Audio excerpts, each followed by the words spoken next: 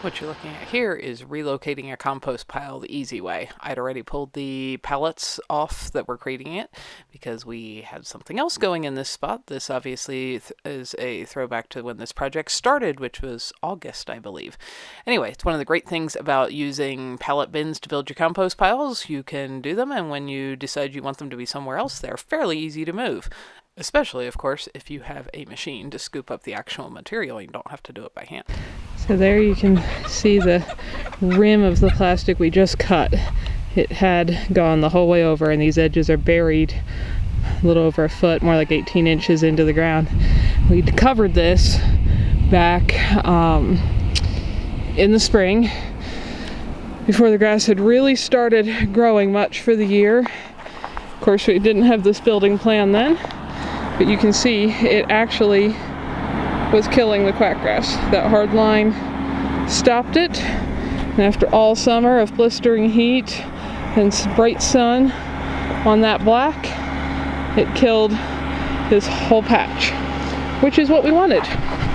Of course, we had not then been planning to put a building there. So this spot will still get stuff planted in it. This is now going to be under a roof. But that seems to be the only thing we found that will actually stop quackgrass.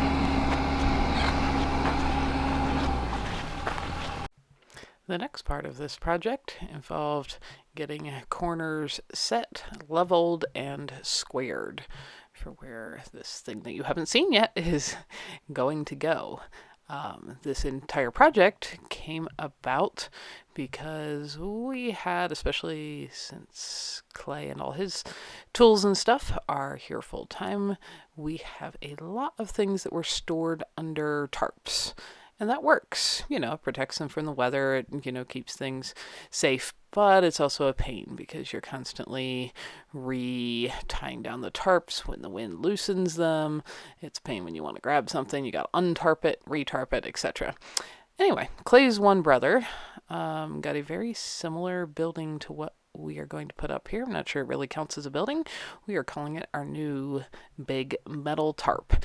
Anyway, he was very happy with it, and we talked about it and decided that something like that would be very, very useful on our place. So what you can see Clay doing here is, once we got the corners set and the lines sighted and everything, got a couple of truckloads of gravel and smoothed out to our property is fairly flat, but it is not perfectly flat till we got this, perfectly leveled out the site where our new big metal tarp was going to go. And this was done when we scheduled the purchase and crew that was supposed to come put this up. And as you can see, it was still very, very summery. And then we were told they would be here in 2 to 8 weeks. We thought that would be all right because 8 weeks would be the worst case scenario, and it would still be early November, which should be, not the middle of winter yet. But of course, we were hoping for the 2-week side of things. Well, that did not happen. Neither did the 8 weeks. More like 10 weeks. We did have a crew show up. So for that, it was very convenient that the winter start was kind of slow and delayed this year. But we were ready back when it was still summery. We had this all laid out.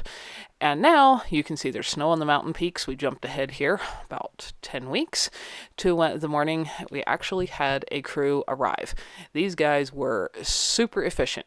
This is technically considered a carport structure. It is not a building actually attached to the ground. This framing they're laying out, the sun just came up. This crew was here early, well before sunrise. The frame they're laying out just sits on the ground, and what keeps it from, say, blowing away is actually some anchors they screw in the ground. They look like a big, I don't know if you're going to tie a dog in a yard or something, like one of those screw-in things. I think those screw anchors are also used to hold mobile homes in place and such. But anyway, the building is not otherwise attached to the ground. It just sits on the ground. You could unscrew those anchors or maybe cut them off. I'm not sure if you can get the anchor back out, but you could technically take the building apart and move it again. So these guys put it up quick. That was part of the deal. When you purchase the package, they send a crew to put it up. As you can see here, they do this all the time. They were extremely efficient, and by partway through this first day, we actually thought they were going to have it done in a single day. They were really close. If it wasn't so late in the year and the dark hours getting longer and longer, I think they probably would have finished it in a single day.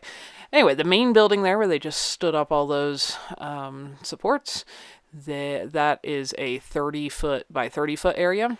And then here in a minute, you will see them adding on to each side. There's a lean-to on each side that is 8 foot wide by the full 30-foot length of the rest of the structure. Now, our goal here with this was to have, like I said, a place to put all of the many things that were under other tarp storage on our place, both to better protect the investment in tools and equipment, everything from Clay's little mini backhoe and skid steer to various piles of lumber, and even just the convenience of firewood and tools and so on, that just all, especially when you live in a place where it's winter 8 months or more a year, is very convenient to have them somewhere out of the snow.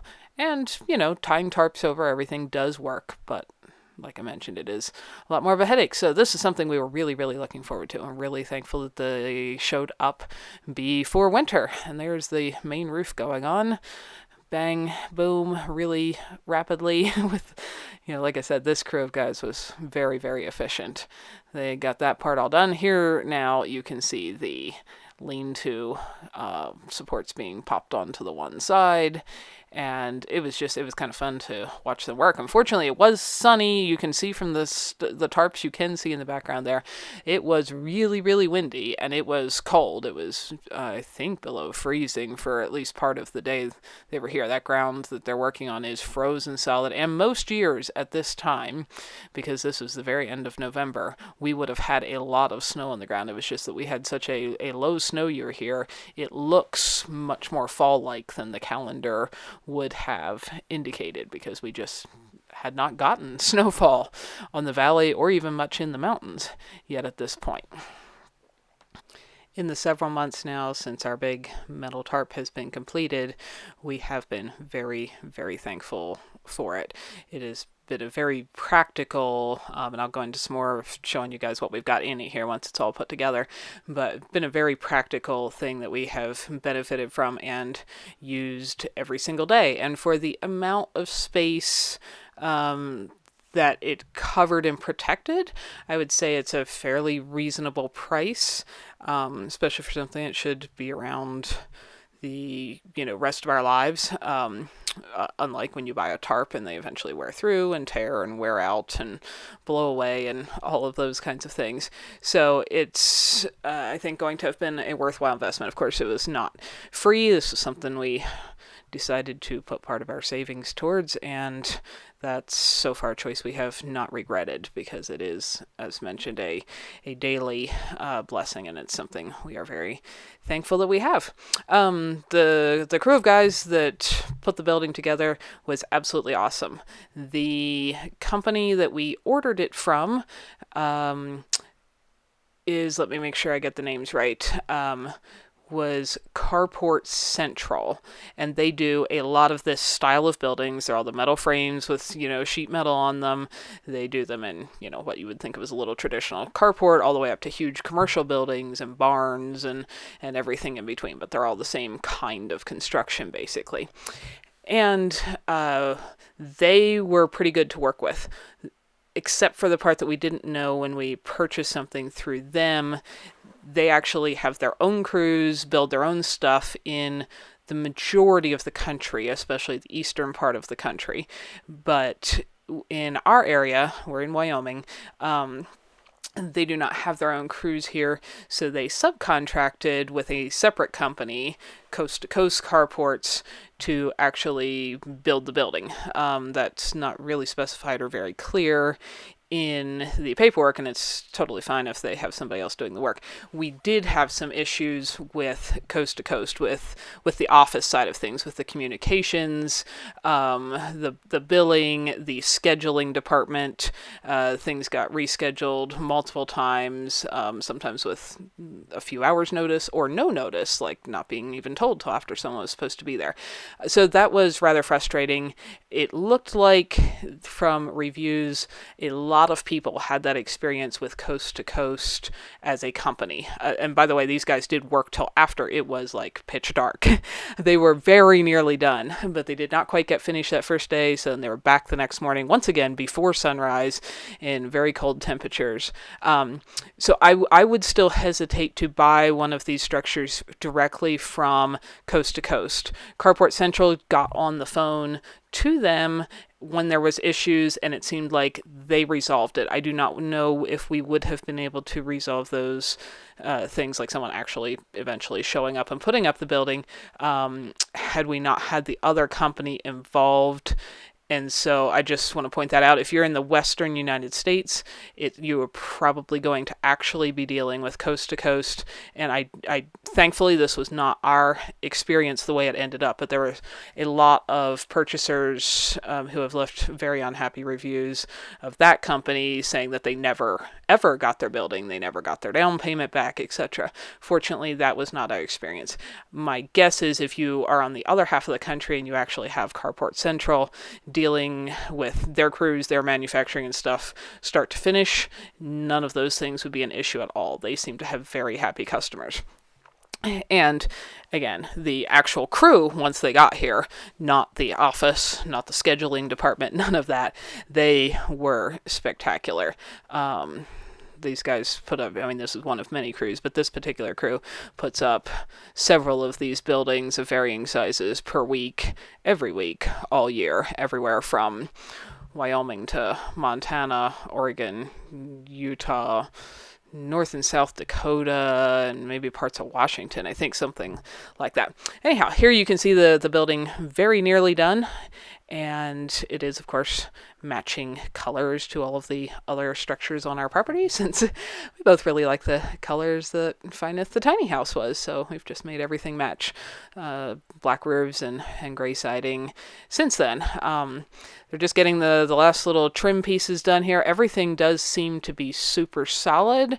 We did have some concerns when we first ordered the building. We did pay an extra fee to have more of the, I'm not sure what the right name is for the central supports there, but they are closer together than some of these are built, to give us both a higher wind rating and snow load rating. It would be less expensive to have less of them, and in most parts of the country that would probably be fine.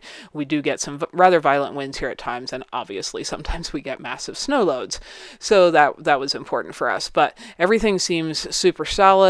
The anchors are screwed into the ground all along everywhere one of those walls touches the ground, and like I said, those could be removed or cut loose, and you could technically move this whole structure, though that would be a little bit of a chore since it is rather large.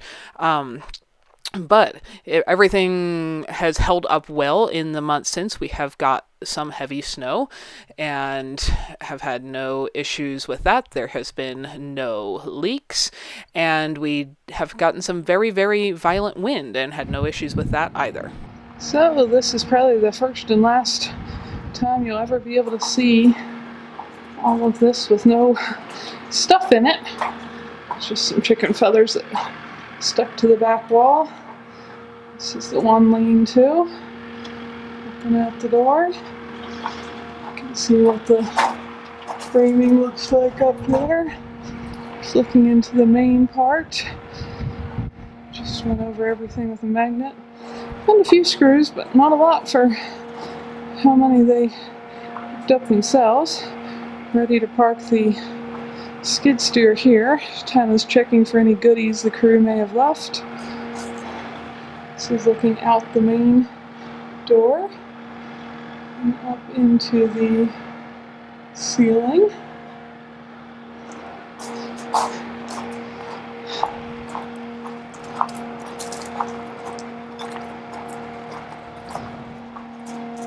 and into the lean-to on the other side.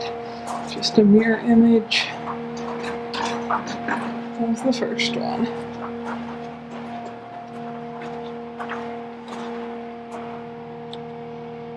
Please clean in the magnet. This tarped wood pile, thanks Ruth and Bruce for the offer to collect it, was one of the many things waiting for our metal tarp to go up. Now Clay already got some of the covers off before I grabbed the camera, but the last couple winters, these machines have all been tarped. We have several large piles of firewood that need a place to be stored, which is wonderful to have. But many was under a tarp, and let's see, more tarp stuff in a row the whole way down through there, and all along the road's edge. Various piles of lumber. The first lean-to here, this is my favorite part. Clay built us an awesome tool rack because I had about one of each kind of hand tool and Clay had multiples. So we put our stuff together and we had lots.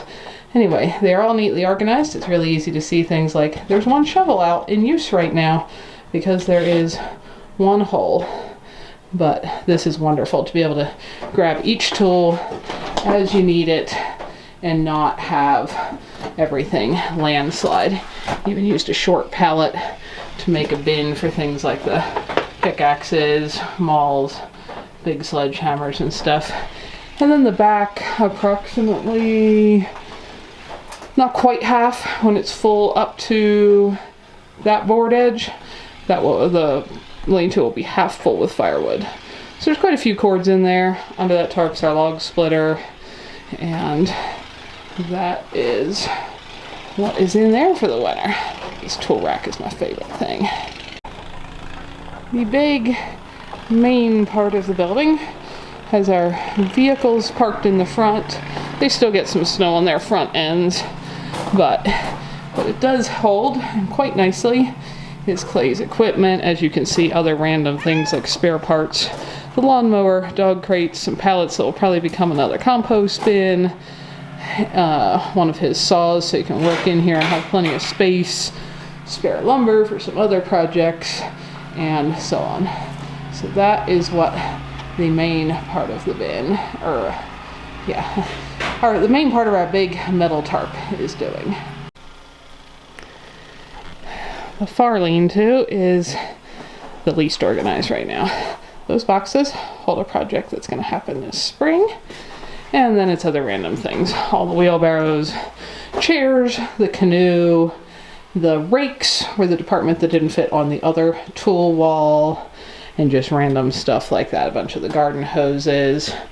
That's all stuffed in here. Probably by next summer that will get more organized, but it was getting to be winter when this thing got put up, and so that's where it got to. So in orientation, the big shop is down there. The chicken and duck yard is here. Our new big metal tarp is right there.